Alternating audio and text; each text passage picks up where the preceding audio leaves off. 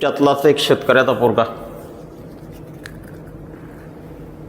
फार मोठा धन्यवाद मानेल आयोजकांचे का हा शेतकऱ्यासाठी प्रोग्राम केला.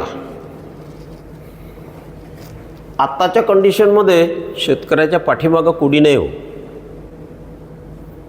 दादा बोलले तर ते काही चुकीचं नव्हतं. प्रत्येकाला आपलं मत मांडायचा अधिकार. आमच्या चंद्रशेखर दादांची एक इच्छा आहे, शेतकऱ्याला काहीतरी वजन मिळालं पाहिजे. मग वजन कशाला मिळेल? मार्केटमध्ये पैसा मिळत नाही, पत मिळत नाही, हे सगळं त्यांना माहिती आहे, अभ्यासांती झालं. हे उभारी मिळण्यासाठी या तंत्राचा त्यांनी अभ्यास केला. आधी 12 वर्ष अनुभव घेणाऱ्या, आत्महत्या करायला जाणारे शेतकरी सुधरून टाकले. पुष्कळ लोकांचे एवढे अनुभव सांगता येईल का मला तर वाटते दिवसभर कमी पडेल. कुणीच आता शेतकऱ्याच्या पाठीमागे किती काही मोर्चे करा. आता ते बच्चूभाऊ कडूचं सर्वांनाच माहिती आहे, मार आंदोलन केलं कर्जमाफीसाठी. मला म्हणायचं आहे का कर्जमाफी हा मार्ग नाहीच. कोणाला पटवणं अथवा न पटव, इकॉनॉमिकल दृष्ट्या विचार केला तर कर्जमाफी हा पर्याय नाहीच. पद्धती बदलवण्याची गरज आहे. धन्यवाद दूंगा बाबूजी को. एक बात उन्होंने पते की बात बोल दिया, मेरे दिमाग में जो बात थी उन्होंने बोल दी. बन से लीजिए, बन से बेचिए. मतलब संगठन तो है ही नहीं हमारा, उसके लिए तो संगठन चाहिए, संगठन के लिए विश्वास चाहिए. हमने शुगर फैक्ट्री खड़ी कर दी, मिल खड़ी कर दी, लेकिन हमने खुद ने खा ली. माझ्या देवगावला कारखाना आहे, साखर कारखाना. नाही उभारी झाली, पोरायचे लग्न झाले त्याच्या भरोशावर. परंतु कारखाना डायरेक्टर लोकांनी विकून खाल्ला हो. भंगारात आहे, जागा पडीत आहे. आमचे पैसे आहे शेतकऱ्यांचे, त्याच्यात 3%. आमचे शेतकऱ्यांचे 3% आहे, कापसावर भेटणारे 3%. एकाधिकार असताना तेव्हापासून. मी सुद्धा छोटा मोठा कापसाचा व्यापारी आहे, हे स्टेपल वगैरे मला समजतं. माझा मूळ मुद्दा एकच आहे, माझा आग्रहाची विनंती आहे. दादांनी जे म्हटलं ते तर मी एक्सेप्ट करायला तयार आहे, पण काय करू, माझी शारीरिक क्षमता तेवढी नाही आहे, नाही तर एका मिनिटात एक्सेप्ट केला असतं. काहीतरी करून तो पहा, कुछ करने के बाद में पता चलेगा. निगेटिव्हिटी नका घेऊ. मला असं वाटते मयूरभाऊ इथे आहे, छोटे रूप में 1-2 एकड़ के. आता हे त्यावेळेस आपण काय केलं, तो टोकन यंत्र नव्हते म्हणून लेबर खर्च आला, मला सुद्धा आला. माझ्याजवळ व्हिडिओ आहे. टोकन यंत्र केल्याबरोबर 1-2-1.5 एकर 2 एकर टोकन, आणि same distance, same seed, same distance, same, आणि एकसारखं वावर निघून जातं. मला असं नाही म्हणत यांच्या सगळ्याजवळ टोकन यंत्र पाहिलेल्या घेतलेल्या आहे, नव्यानं नाही सांगत मी.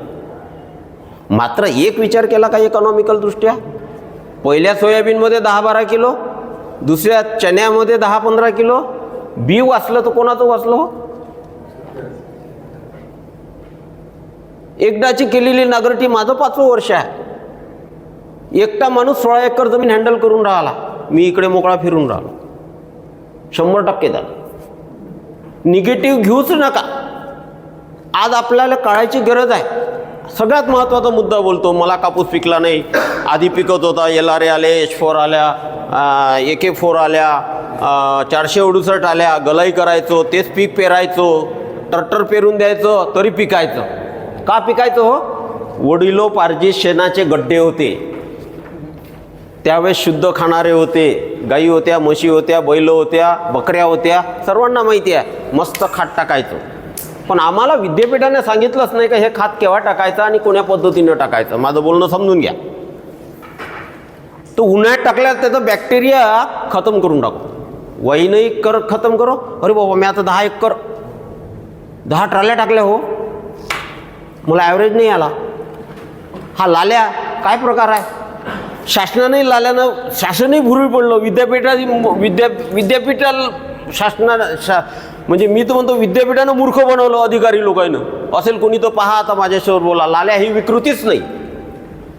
सूक्ष्म अन्नद्रव्याची कमतरता असल्यामुळे तुमचा लाल्या हा आजार झाला. पोट भरलं ना, जेवढं अन्न होतं त्या हिशोबात झालं, आता अन्नच नाही, मग लाल्या नाही पडन का? कॅन्सर का होणार नाही? आजार का पडणार नाही? द्या बरं पोषक तत्वे. कशातून पोषक तत्वे द्यायच्या? तिचाच माल तिले द्यायचा, म्हणजे जमिनीचा भूमातेचा माल भूमातेला द्यायचा. मला जे पाहिजे ते मी घेऊन घ्या. कुटार ढोरायले, धान्य मले, बुडखं आणि मुळं आणि पाला जमिनीचा भूमातेचा भूमाते. तुकारामजी मोठेंनी माझा इंटरव्ह्यू घेतला होता इथे नेरळला. एकच मुद्दा त्यांना पटला. उन्हाळ्यात पाणी आलं होतं, उन्हाळ्यात भरपूर पाणी आलं होतं आपल्या या अमरावती ते सर्वीकडे आलं होतं. खूप पाणी आलं उन्हाळ्यात यावर्षी. म्हणजे नागरटी केल्या होत्या, त्याच्या नागरटीचा काही फायदा नाही झाला, कारण का ऊन जमीन तापली पाहिजे बा, नाही तापली, नाही तापली ना ऊन जमीन. पाणी आला, लोकांच्या वावरातले एवढे पाणी आले का दर्यापूरच्या साईडनं पूर गेले, वावरातले पाणी बाहेर गेले. माझ्या वावरातलं पाणी बाहेर नाही गेलो हो, मुळातून खाली. का?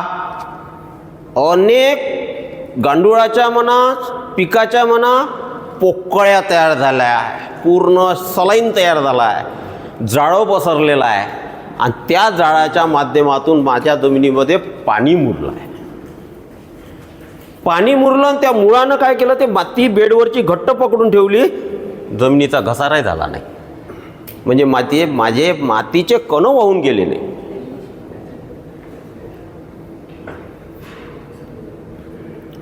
तणनाशक तणनाशक तणनाशक शास्त्रज्ञाचा व्हिडिओ यांच्याजवळ पुरावा म्हणून आहे, माझ्याजवळ पुरावा. आताच मी अनिल भाऊसोबत संवाद केला.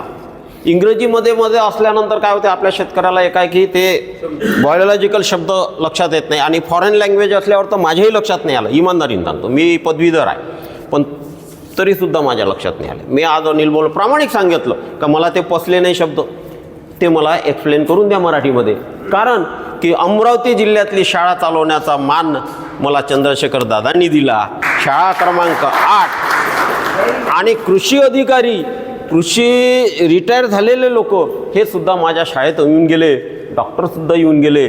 आजच निर्मठ साहेबांचा फोन आला होता, इथेच अमरावतीला दस्तूरनगरमध्ये अर्जुननगरमध्ये राहतात, ते सुद्धा नैसर्गिक शेती करतात. आणि नैसर्गिक शेतीवाल्याला मी सुद्धा समजून सांगेल की माझं तणनाशक हे पॉयझनिंग नाही.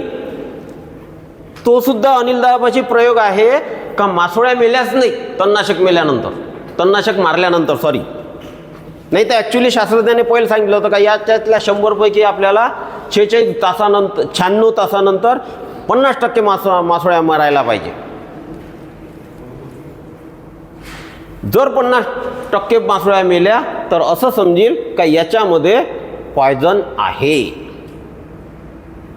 12 वर्षे झाले तणनाशक मारून राहिले, मातीला सुगंध आला, मग तणनाशक वाईट कसं? त्याचा गुणधर्म काय आहे? मातीवर पडलं, त्यानं त्याचं काम केलं, क्लोरोफिलचं प्रमाण काढून टाकलं, मारून टाकलं, दसकट कायम ठेवली, पोकळ्या तयार ठेवल्या, सेंद्रिय कर्ब झाला, सेंद्रिय कर्ब तयार झाला, म्हणून पोषक तत्व. कशाला मायक्रोन्यूट्रन? अहो, आपल्याला पोटॅश माहीत नव्हतं, मायक्रोन्यूट्रन माहीत नव्हतं. वाढलेल्या तुमच्या या कचऱ्यातून 47% कार्बन तुमच्या जमिनीमध्ये उपलब्ध होते, 43% ऑक्सिजन तयार आपोआप मिळते. आता ऑक्सिजन, आता हे काही ओटू कोणाला सांगायची गरज नाही बा, सगळे सुशिक्षित आणि माझ्यापेक्षा एज्युकेटेड आणि प्रयोगशील शेतकरी आहे माझ्यासमोर. आता वास्तविकता माझ्यासारख्याने तर असं बोलायलाही नाही पाहिजे, कारण का फक्त SRTच्या बेसवर मी इथे उभा आहो. चंद्रशेखर दादांचा आशीर्वाद, त्यांना काही गरज नाही. आम्ही 1919चा पुडा विकायचा आहे, आमच्या कंपनीचं प्रोडक्ट वापरा असं बिलकुल कधीही कोणाला म्हणत नाही. फार आदरणीय भाटिया साहेबजी म्हणजे माझ्या कार्यक्रमाला हजर होते, आणि आल्याबरोबर मला दिघी महल्ले म्हणून म्हटलं, मला गदगद वाटलं, राजे हो, या SRTनंच मला ही ओळख दिली हो, नाही तर एवढ्या मोठ्या माणसाला माझं काय नाव आठववा हो. आम्ही जे उभा आहो शून्य मशागत तंत्रज्ञानात, आपल्या शेतकऱ्याचं भलं आहे गडे हो, मग आम्हाला काही विकायचं नाही आहे. निगेटिव्ह न घेता, मी अमरावती जिल्ह्यातलाच आहे, कधीही मला कॉल करा, कधीही माझ्या शाळेत या फोन करून, आणि मी माझा नंबरसुद्धा देईल. कुठल्याही शंका असेल तरी हो हो सांगतो. आणि मला एवढं म्हणायचं आहे की नकारात्मक का बोलतो, तुमचं काही चुकलं नाही. पाळेकर आले, चुना लावून गेले, बरोबर आहे ना. जो कंपनीवाला आला, कोणताही एक शेतकरी, पाटील बायोटेक आलं, टिश्यू कल्चर आलं, सगळ्या जणांना चुना लावला. हो आपल्याला तब्येत नाही सुधारली आपली, अशीच आहे कुपोषित. ट्रॅक्टरवाल्यांनी चुना, बरोबर आहे ना. हो ट्रॅक्टरवाला साहेब मी सांगतो, 3 फाळी लावा, रोटावेटर लावा. तुमच्या जमिनीतले एका एकराचे एका वर्षाचे 10 ते 12,000 रुपये कमीत कमी, जास्त नाही, कमीत कमी मी कसे वाचते हे समजून सांगू शकतो. कॉटनवालामध्ये आणखी पुन्हा काय होते, माझं स्ट्रक्चर बेडवर असल्यामुळे कॉटनचं झाड असं स्टँड उभं राहते, किती काही पाणी आलं तर पाणी. आणि हे जे खालचे बोंड सडले म्हणतो ना, माझ्या यासाठी खालचे बोंडा सडाचा प्रश्नच येत नाही. रामचंद्र भाऊ बरोबर आहे.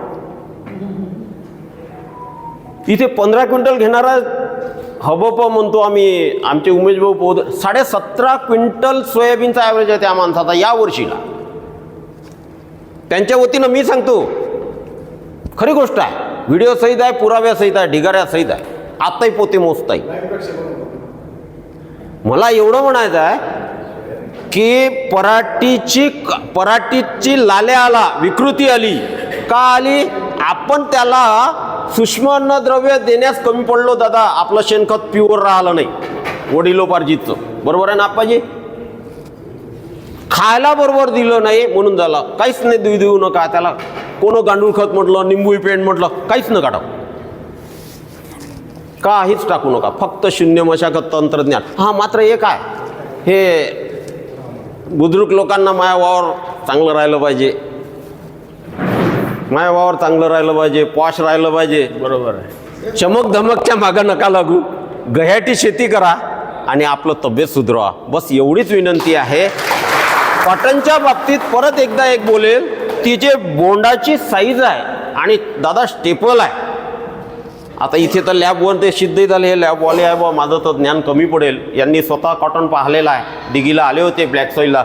मी वर्धा नदीच्या काठाचा शेतकरी आहे, दिघी मळलेला. पण ह्युमिडिटी जे म्हणतो आपण, मला वाटते काय नाव आहे, मनोहरजी खके यांनी ह्युमिडिटी हे भाग समजून सांगितला. एअर एरिकेशन फार मोठा विषय आहे तसा म्हणाल. एअर एरिकेशन समजलंच नाही आम्हाला. पहा ना, आताच हरभऱ्याला स्प्रिंकलर चालू आहे तुमचे. हरभऱ्याचे स्प्रिंकलर झाल्याबरोबर हरभरा पहा कसा चमकदार दिसतो. काय झालं बाबा, हवेतून सगळे घटक त्यानं काय केले. दादा माझा एकही झाड चणा नाही मेला. या माणसानं रब्बी तूर पेरली, आताही फोटो आहे त्याच्याजवळ, आताही रब्बी तूर मरते, जळते, खराब होते. तुम्ही म्हटलं त्या फंगस. रोटावेटर न मारल्यामुळे एकही झाड मेलेलं नाही आहे, पुरावा आहे. दुसरी गोष्ट, प्रत्येकानं रोटावेटर ज्यानं मारलं त्याचा चणा मरणार म्हणजे मरणार. लिहून घ्या 25%. का मेला त्याला कारणीभूत तुम्ही आहे. आम्ही काय केलं, सोयाबीन काढल्यानंतर रोटावेटर म्हणजे एकेरी V5, दुनन V5, नंतर रोटावेटर एवढ्या हॉर्स पॉवरचे दणके त्या जमिनीवर टाकले आणि तो काडी कचरा जो होता, आहा काय लेवल झालं वावर. या आनंदात रोटावेटर मारलं. आणि गडे हो, विचार करा अजूनही, पूर्वीच्या काळी एकेरी दुनन उन्हाळवाईच्या हे करे त्यावेळेस पराठीचं जर्मिनेशन कसं होय दादा, आणि आता पराठीचं जर्मिनेशन काऊन खराब होते. आपल्याला बी चांगलं नाही भेटून राहिलं एवढं नक्कीच सांगतो. काही नाही, BG2, BG3, BG4. मला असं म्हणायचं आहे का, गुजरातवरून आपल्याला कोणतरी चांगली व्यवस्था करावी, चांगले बीज द्यावे, चांगला ॲव्हरेज आत्ताही कापसाचा येते. ठामकावून सांगतो, कॉन्फिडेंटली सांगतो.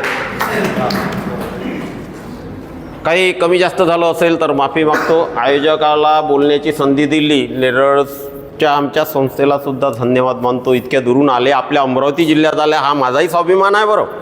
कारण का एवढा मी अमरावती जिल्ह्यातला असल्यामुळे जिल्ह्याचा स्वाभिमान असणं स्वाभाविक आहे. आणि इतका वेळ तुम्ही शांततेनं माझं ऐकून घेतलं. प्रतिप्रश्न काहीही असेल तरी मला विचारू शकता, मला त्याचा राग म्हणून येणार नाही. आणि उलट प्रतिप्रश्न तुम्ही विचारणं म्हणजे मी पक्का होऊ. तुमची धन्यवाद. सर, तुमची शेती कुठं आहे? तुमची शेती कुठं आहे? बेतब आपल्या शेतकऱ्याला भाव का नाही मिळत का? हा तो विषय आपला नाहीच आहे. तो विषय नाही. आपल्याला काय करायचा आहे? खर्च कमी करायचा. हो सॉरी.